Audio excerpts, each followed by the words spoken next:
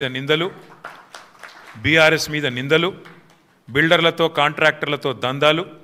రాహుల్ గాంధీకి చందాలు ఇది ఇవాళ ఈ కాంగ్రెస్ ప్రభుత్వం చేస్తున్న పని సిగ్గు లేకుండా ఇవాళ నిస్సిగ్గుగా రాష్ట్ర ముఖ్యమంత్రి గాని అదే విధంగా భారతీయ జనతా పార్టీ గాని నీళ్ల విషయంలో చేస్తున్న దుష్ప్రచారాన్ని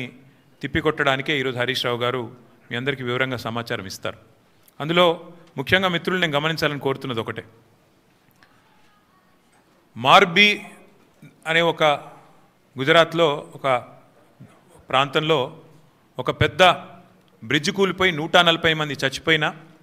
ఏ ఎన్డీఎస్ఏ బోదు ఎవడు బోడు ఏ ఏజెన్సీ బోదు 140 మంది చావులకు ఫలానావాడు బాధ్యుడు అని ఒక బాధ్యతాయుతమైన ఏ ఏజెన్సీ మాట్లాడదు కేంద్ర ప్రభుత్వం మాట్లాడదు గుజరాత్ ప్రభుత్వం మాట్లాడదు బీహార్లో 4 రోజులకు ఒకసారి ఒక్కొక్క బ్రిడ్జ్ కూలుతున్నా అడిగే నాతుడు లేడు అదే తెలంగాణలో ఇక్కడ కాంగ్రెస్ ప్రభుత్వం ఉన్నప్పటికీ సుంకిశాల రిటైనింగ్ వాల్ కూలిపోయి 100 కోట్ల నష్టమైన ఎన్డీఎస్ఏ రాదు ఎవడు రాడు అట్లాగే ఎస్ఎల్బీసీ టన్నల్ వీళ్ళ అవినీతి కమిషన్ల కక్కుర్తితో అది నిజంగా మళ్ళా తిరిగి రివైవ్ చేసే పరిస్థితి ఉందా లేదా అని కూడా సోయి లేకుండా కనీసం ఆలోచన లేకుండా ఇంగిత జ్ఞానం లేకుండా పూర్తి స్థాయిలో కుప్పగూలిపోయి 8 మంది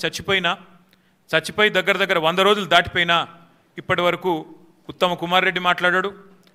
రేవంత్ రెడ్డి మాట్లాడాడు కేంద్ర ప్రభుత్వంలో ఉన్న ఒక్క మంత్రి మాట్లాడాడు ఎవరు బాధ్యత తీసుకున్న మనిషి లేడు అట్లాగే వట్టెం పంప్ హౌస్ మునిగిపోయిన ఈ కాంగ్రెస్ ప్రభుత్వం వచ్చిన తర్వాత దాని గురించి మాట్లాడేటోడు లేడు అట్లాగే పెద్దవాగు ఒకసారి కాదు 2 సార్లు కొట్టుకొని పోయిన ప్రాజెక్టు అడిగేవాడు లేదు కానీ కాళేశ్వరం విషయంలో మాత్రం హరీష్ రావు గారు కేసీఆర్ గారు 100 సార్లు చెప్పారు కాళేశ్వరంలో 100 కంపోనెంట్లు ఉంటే ఒక్క కంపోనెంటు ఒక బ్యారేజ్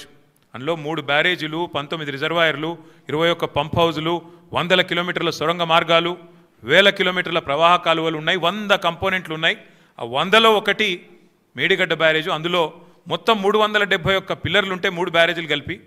2 పిల్లర్లలో ఒక దగ్గర పగులు వచ్చింది దాన్ని పట్టుకొని దున్నపోతూ ఈనింది అని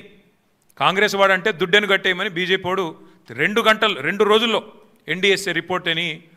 వడ్డించి ఎన్డీఏ రిపోర్టు బీజేపీ ఆఫీస్లో తయారు చేసి ప్రజల్ని భ్రమింపజేసే ప్రయత్నం చేసినారు దానికి తిరుగులేని విధంగా ఎల్ఎన్టీ అనే సంస్థ ఏ సంస్థనైతే పార్లమెంట్ భవనం కట్టిందో ఏ సంస్థనైతే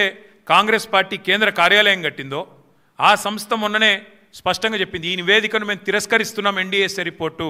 ఇది చెత్తబుట్టలో పడేయడానికి తప్ప ఎందుకు పనికిరాని రిపోర్ట్ అని చెప్పినారు అట్లాగే ఆ సంస్థనే ఏ సంస్థనైతే నేను అడుగుతున్నా రేవంత్ రెడ్డిని ఏ సంస్థనైతే మేడిగడ్డ బ్యారేజ్ కట్టిందో ఆ సంస్థ నిజంగానే పనికిరాందైతే మరి కాంగ్రెస్ పార్టీ కార్యాలయం